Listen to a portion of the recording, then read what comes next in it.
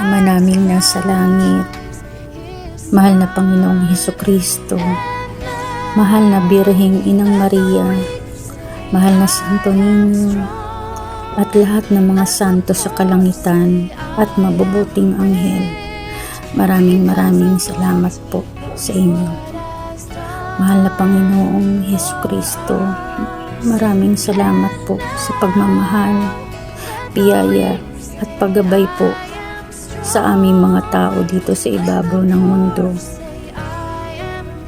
Sa mga dumadaang pagsubok sa aming buhay ay nananatili ka pong nandiyan at hindi nagpapabaya sa amin. Lubos na nagpapasalamat po ako